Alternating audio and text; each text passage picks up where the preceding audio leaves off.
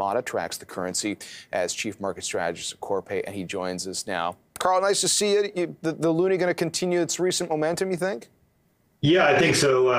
This is aligning with what we've expected for a couple of months here. U.S. dollar was, extremely overbought, and we are seeing that sort of tide lifting all boats across the currency markets. Basically every currency is moving up against the dollar right now.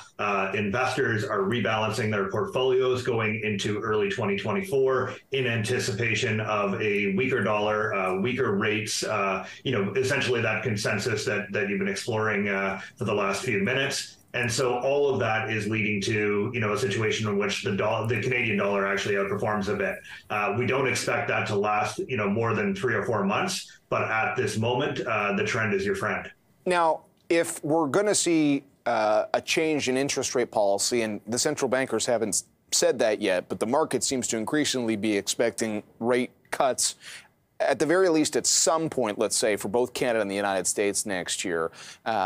I guess if there's a reversal in interest rates in Canada, is it just that the market has so much more attention on the Fed that would help the Canadian currency against the greenback? Yeah, so one thing that had sort of occurred earlier this year is that the Fed was expected to cut much more rapidly than the Bank of Canada. We've now seen a very dramatic realignment of that. Basically, the Bank of Canada and the Fed are essentially on a similar footing in terms of where market expectations go. So in other words, the consensus now is that Canada is headed into a recession and that the Bank of Canada will have to pivot and begin cutting rates. Now, all of that has meant that those interest differentials, which typically drive currency markets, have narrowed a bit. The Canadian dollar is moving up in consequence. But the big issue, and I think Rosenberg alluded to this earlier, is whether those cuts in Canada need to eventually exceed what we see from the Fed, right? Like at this moment, the expectation is that both economies go down at a similar pace. Whereas, I think if you look at that debt exposure in Canada, that argues for a Bank of Canada that moves ultimately more aggressively than the Fed needs to do, at the bottom of the cycle. Let's talk a little bit more about that. I mean, maybe I've just been doing this too long that my ears really perk up when somebody says something that's out of consensus. And between Rosenberg's strong conviction call on a reversal in interest rates, Royce Mendez over at Desjardins, pretty aggressive call that in large part because of our housing market, that we are going to see quite a dramatic shift in rate policy by the end of next year. Can you just tell us maybe your own expectations and what you're actually seeing priced into the market right now?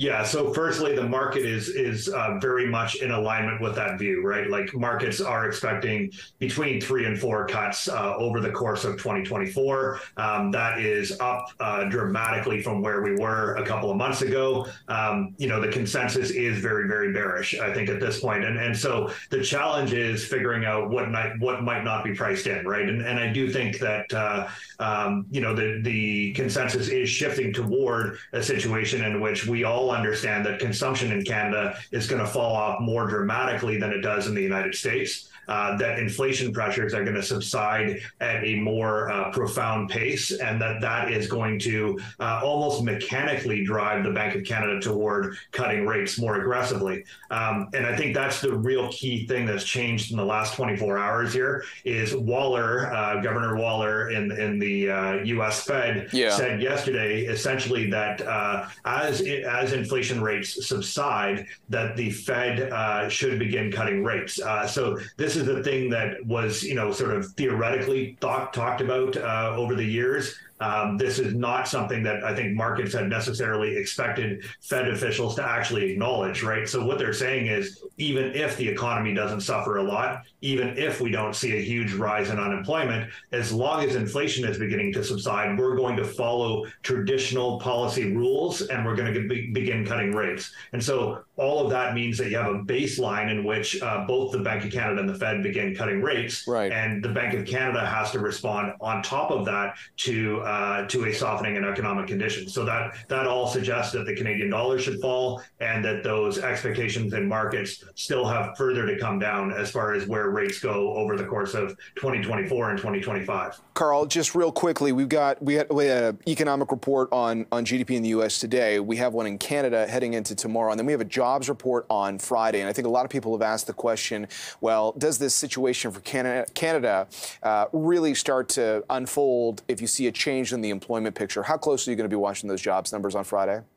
I'll be watching the unemployment rate in particular, because I think essentially at this point we're very close to triggering the SOM rule, or its equivalent in Canada, which means that essentially if we see a big rise in the unemployment rate from its trough over the prior 12 months, that we are likely to tip into recession. And I think we are going to, pretty clearly see that signal on Friday, even if we see a headline rise in the number of jobs added. So per capita, we should see an unemployment rate that continues to creep up and sort of narrow the gap between where we are and an outright recession or contraction in the Canadian economy.